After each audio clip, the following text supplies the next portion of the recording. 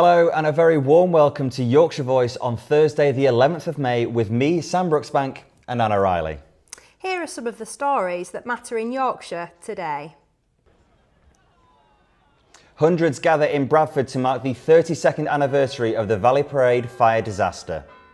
We hear from a Yorkshire charity who has had its vans stolen for the second time in less than a year.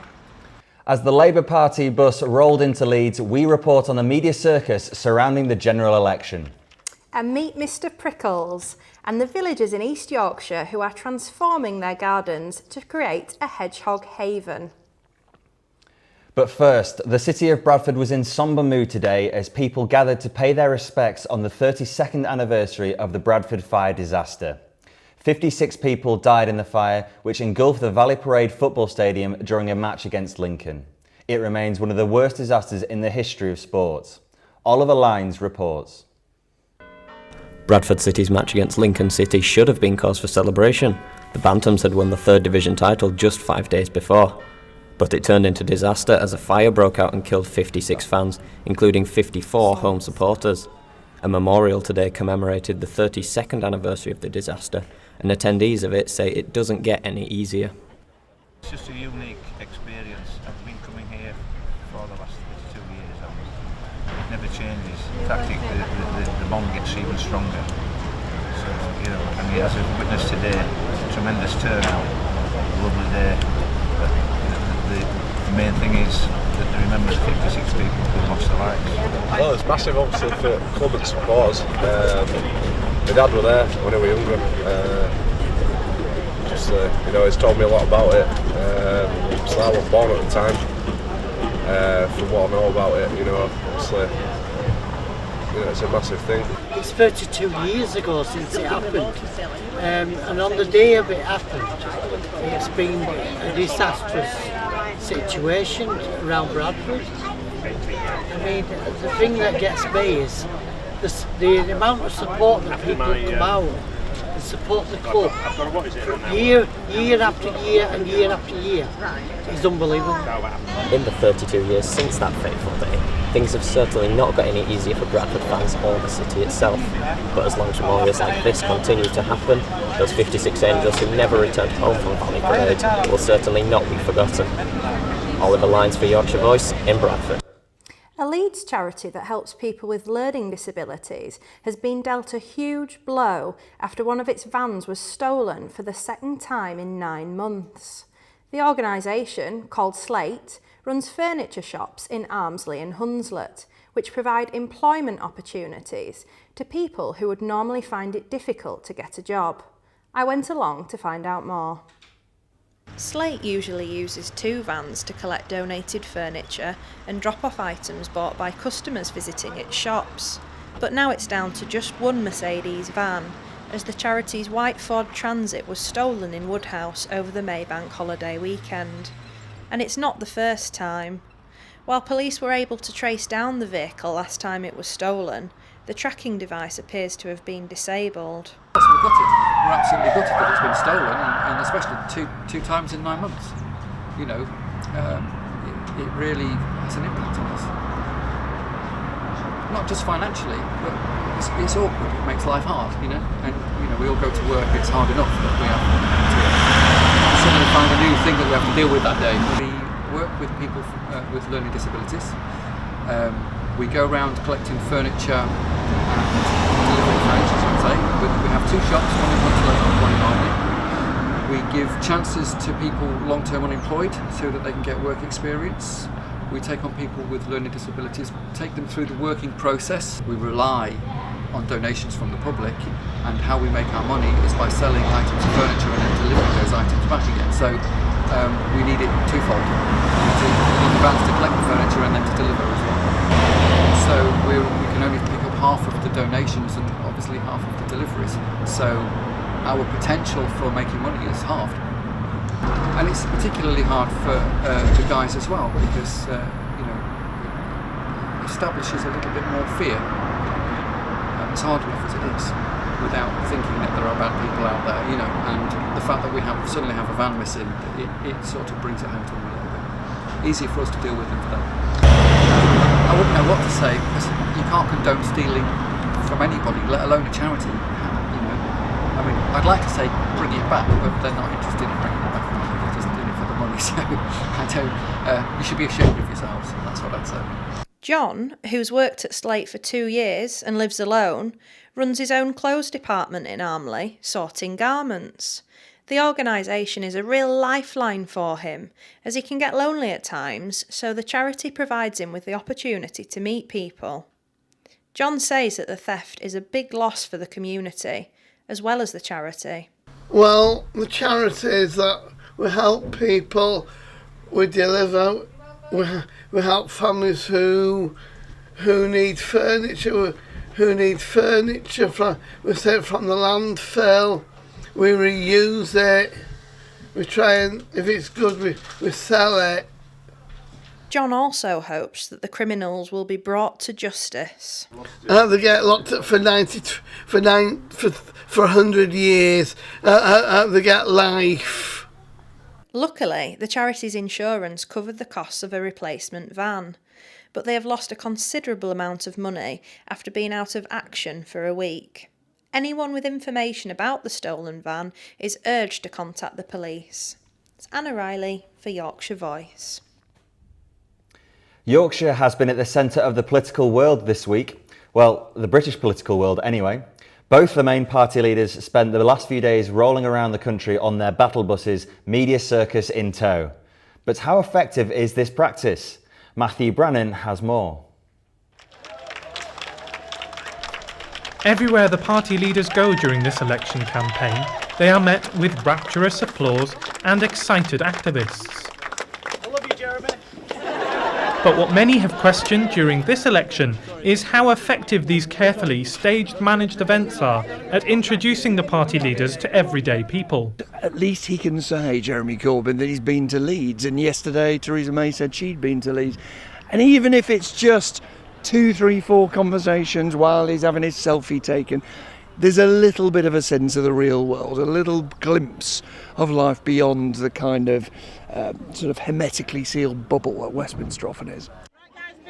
So for the party leaders, it's a chance in between selfies and handshakes to talk to voters. And at this event in Garforth, Jeremy did get the chance to talk poetry with some first-time voters. Today's poem, I told you this already, it's got to be John Lennon Imagine. Do you know it? Yeah. Check it out and play it later on YouTube, all right? You're going to sing it for us, Jeremy. Thanks a lot. No, the singing I do not. It makes you feel included in the election, definitely. You see a party leader come up to, particularly in the northeast like we are here, rather than the southeast, because obviously you get a lot more politics interviews down the southeast. Oh, it felt very involving. It was very good. I thought Jeremy spoke very well. I thought everyone else who spoke was pretty good as well. But it was a good atmosphere. I think knowing that people are going to come out, not just for the media circus of having the leader here, people are going to come out, and then from this meeting people are going to go off door knocking, they're going to go off leafleting. It's bringing the conversation to people who live in the region and in the constituencies. These events are clearly great at energising local party supporters. Someone, however, has to think of keeping the show on the road. Does anybody know who that belongs to? Otherwise it's going to be removed for security reasons. So. As we found out, unscripted moments can never be completely ruled out. Well, it gives them a little bit of a feel, doesn't it? But, you know, when you say people, most people aren't here, aren't they? I mean, as I look round me, there's a housing estate there, there's a pub over there. Wait a minute, how many people are really there? He's waited until everybody's gone home before he's given this interview. Well, in a sense, the lady we've just seen tells you something, which is the people that comes to these events are passionate political activists and supporters, and they sometimes get quite cross with the likes of me that we're not communicating exactly what they want. Are there many, quote, real people here, as in people who haven't made up their minds? Hardly any. Nick Robinson there, speaking to our man Matthew Brannan. Sticking with politics, we're delighted to be joined now by Green Party politician Martin Hemingway, whose party have made the decision to stand aside in a number of constituencies. Martin, many thanks for joining us. So Martin, there are some signs of a tentative progressive alliance in Leeds. Why don't you tell us why the Greens have decided not to stand candidates in some Yorkshire seats? Obviously there are very good reasons why we should be standing everywhere. We're a distinct political party with our own policies, and the number of candidates we stand relates to things like our access to party political broadcasts and leadership, things like that. And yet at the same time, we've got a society, a very rich one, where over the last year 1 million people have used food banks, where there have been cuts to the health service, the police, the fire, and where the government is planning further cuts and cuts to the funding for school students as well.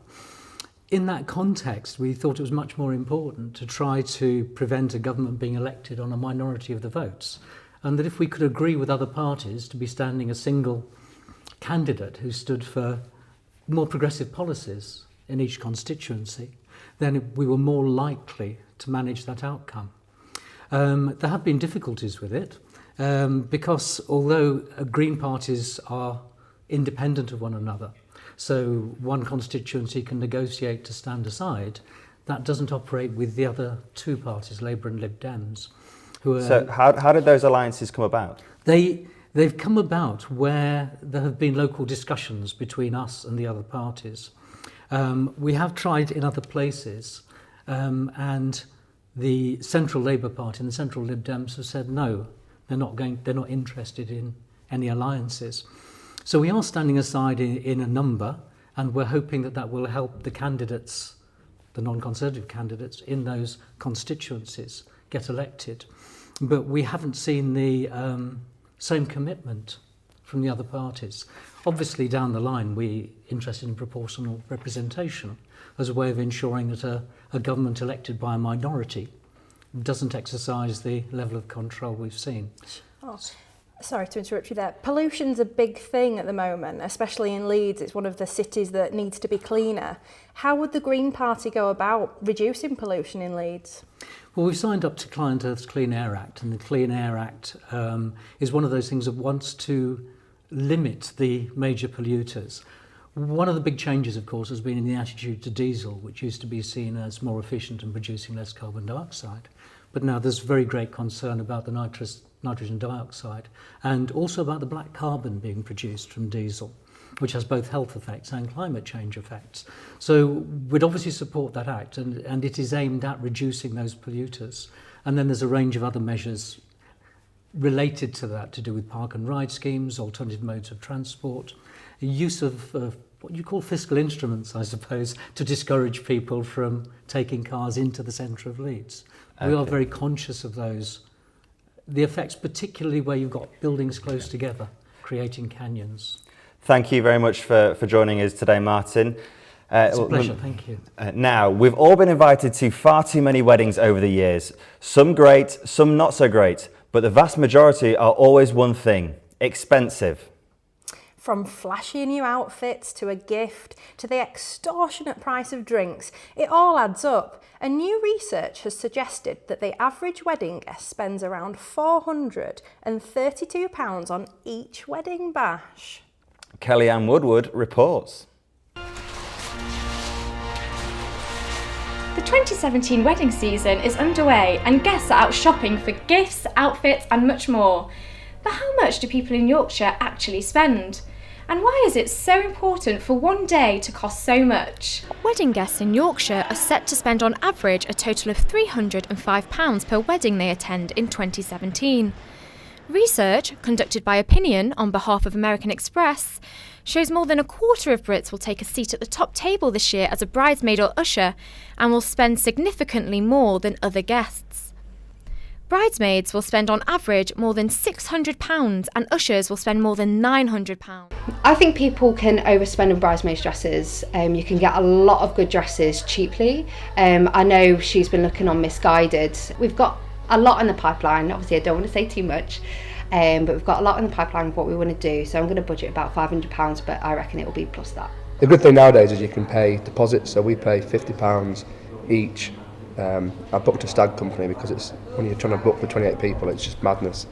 So we booked the stag company and they take a £50 deposit off each person, and then the remaining balance is paid in January. So it's sort of, and you can also, so what that makes, basically what that means is, I think it's £310 is worked out. So we pay £50 deposit, and if people want to pay me every month £50 or £20, it's a bit easier to budget, rather than saying, right, can I have £350 today or in 2 weeks' time. So it is, there are ways getting around it, But I have to admit, it is getting more expensive. You know, some people go to Vegas and spend £1,000. It just depends on what sort of group of friends are and what you want to do. Some people have low-key places to go around England. Some people like to go more fancy and go abroad. I think it's just depending on the circle of friends you're with, really. While being a bridesmaid or usher can be costly, more than 3/4 say they're excited to be part of the wedding day, and 69% are happy to spend the money taking on the special role. It's the closeness of being with all your friends or your family. It's the love that it brings out in everybody. It's just a very happy time for everyone involved with, not just because obviously I'm bridesmaid, but even if I wasn't, I'm just so happy for her and that she's found the person that she just wants to spend the rest of her life with. It's just amazing. So, Brits do spend a lot of money attending weddings, but these guests think that all the money is worth it to celebrate someone's special day. Kelly Woodward for Yorkshire Voice. An event helping people channel their anger in a positive way is open at Kirkstall Abbey in Leeds this week. It coincides with Mental Health Awareness Week, and visitors to the Unfair can discuss ways of venting their anger and stress. It's one of 7 different events showcasing how different stages of grief can be positively managed. Cups of tea, popcorn and upbeat music are all used as tools to help people cope. Yeah, so the Unfair is part 4 of a 7-part project that I'm making called the Grief Series, which is all about loss and bereavement. And the 7 projects follow a 7-stage grief model from psychology. And part of that grief model is anger. So this is our response to anger. I've been working with 2 amazing collaborators, designer Bethany Wells and performer and curator Adam Young. So we thought really carefully about finding things for people to engage with where they can consider, what makes me angry and what can I do about it, really. The Indie Food Festival has returned to Leeds, giving the independent food and drinks outlets of the city a chance to provide a mouth-watering alternative to the mainstream outlets we see on the high street. Enthusiastic eaters will have plenty on their plates, from outdoor eating to vegan fine dining, and expert drinkers will be treated to wine fairs and baristas fighting it out to make the prettiest coffee. And there are events on right across the city. One venue is the allotment within Kirkgate Market. In the middle of the market, there's like herbs and vegetables, well, I don't know if vegetables, herbs and sort of edible plants and stuff like that, and you can come along and you can use them if you want. The market traders are using them, and it's just a place that's a bit out of the ordinary to sort of sit and have your lunch or meet someone or do whatever you want, really. It's kind of, we've had really good reactions to it. People seem to be enjoying it, using it on their lunch breaks. It's a really nice space. As ever, it's all go in the world of sports, and we've been joined by our sports correspondent, Jack Goodman. Jack, what have you got for us? Thank you, Sam. Well, the Massimo Cellino soap opera may be coming to an end at Ellen Road, with co-owner Andrea Radrizzani moving ever closer to making his 50% stake a full one. Earlier, I spoke to Leeds United man in the know Phil Hay about the timescale of the takeover and what style of leadership Radrizzani might take on. I would expect that in the next 2 weeks, possibly as early as next week, we'll have confirmation that Andrea Radrizzani has bought 100% of the club from Massimo Cellino. A full change of ownership there, and I think a very different direction from the style of management that Massimo Cellino has had here in his 3 years. And Radrizzani's takeover will open the door to proper conversations with Gary Monk about an extension of his contract, proper recruitment and a real look at the transfer market, and a drive to change the squad and to add to the squad, and also commercial changes which I think have been needed at Ellen Road for a long time. So it's going to be a little bit like a house of cards. Once Radrizzani's takeover goes through, I think you'll see a lot of things happen very quickly, and that's certainly the first port of call for the club. Meanwhile, left-back Charlie Taylor has been fined 2 weeks' wages following his refusal to play in the final league match against Wigan last weekend. It's the biggest sanction available to the club. The academy graduate is out of contract and is expected to leave the club this summer, with Premier League side West Brom confirming their interest. It's still 9 days until Bradford City make their return to Wembley, but predictably tickets are flying out of the door. 2 extra blocks of seats have been made available to Bantam's fans by the Football League due to their huge demand. Well, it's brilliant, to be honest. Wembley 3 times in 4 years, you know what I mean? It's brilliant for the club. It's not just a good day out for us, it's a good payday for us as well. Being in League One, it takes us further, and obviously if we get promoted it's even better. Millwall are a good outfit, good side, very physical, and will give us a good game. But me personally, I just think we're the better side in this tie. Obviously, last year playoffs they did give us a good game and they did beat us and knock us out in semi-final. But this year, I just think we can get some revenge, and I think it'll be brilliant. So far, they only went on sale at Ticketmaster this morning at 8 o'clock, and I bet half of his allocation is £37 has been sold out already. So you're looking at like about 20,000 have been sold already.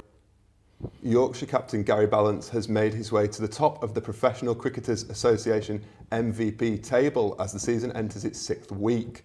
The Zimbabwe-born England batsman has been in red-hot form for the White Rose County and yesterday struck his 4th score of 100 or more this season. Thanks for that, Jack. Now here's Kellyanne Woodward with the weather where you are. Thank you. I'm currently in the beautiful gardens at Leeds Trinity, enjoying the lovely sunshine that a lot of you in Yorkshire have been enjoying all day. It's been lovely and warm and dry in all areas except for in the coast, where it's been a little cooler due to strong winds. Many of you may have expected a huge heat wave and to be hotter than Ibiza in the 70s, but unfortunately that is only in London, as some of the media outlets in London predicted. It is only 60 here. The fears of drought are no longer, as it will rain tonight and it will also rain tomorrow. I hope you make the most of this beautiful day. Back to you in the studio. Thank you, Kelly. I've got my sun cream at the ready and my umbrella by the sounds of it as well. And finally, a village near Scarborough is quickly transforming into a hedgehog haven. The number of sightings of our prickly pals have been declining across Britain, but residents of Burton Fleming are ensuring they do everything they can to attract hedgehogs to the area. Tom Connell reports. It's an East Yorkshire village that's home to 450 residents, though in recent weeks numbers have been increasing. Burton Fleming has become hedgehog friendly, with residents now sharing their village with more than 50 prickly friends. Everybody thinks it's great. I think they just see it as their favourite wild animal, really, and they really enjoy doing something to, improve their quality of life. So what is it that makes Burton Fleming such a perfect place for hedgehogs? Well, the residents here have been following a few simple rules to make sure hedgehogs feel welcome. Posters have been put on bins encouraging drivers to be more wary of them, and ponds have been made more hedgehog friendly. Residents are also making small shelters. Alison Blythe and her family released 5 hedgehogs in their garden 3 weeks ago. When Kate came to us and said that there was some hedgehogs due to be released within the village, my family were very excited. I have 3 boys who are 5, 6 and 12, and particularly my 12-year-old is very excited because he collects pictures of hedgehogs. He's wanted a hedgehog forever, but we've never ever seen one around here. So basically it was brilliant. A brilliant opportunity for them to see a hedgehog, touch a hedgehog, and then free it into the wildlife like we were supposed to. So despite numbers of hedgehogs falling, in this Yorkshire town they're thriving. Any hedgehogs looking for a new home are guaranteed a warm welcome here. Tom Connell in Burton Fleming for Yorkshire Voice. It's fair to say that that particular village has had a spike in population in the last few months. Oh, what a pun. They're really cute, aren't they, hedgehogs? Yeah, so it's a shame that we don't see many more of them. I them. can't remember the last time I saw a hedgehog around where I live. No, it's been a while for me as well. Yeah. So hopefully villages like Burton Fleming will hopefully see a rise in the prickly population. In the prickly population, and thanks for Tom for that. And that's about it for us today. Don't forget to check the Yorkshire Voice website for up-to-the-minute updates throughout the day.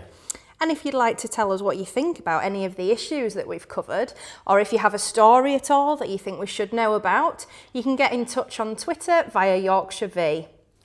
That's about it for us. Bye-bye. Bye-bye.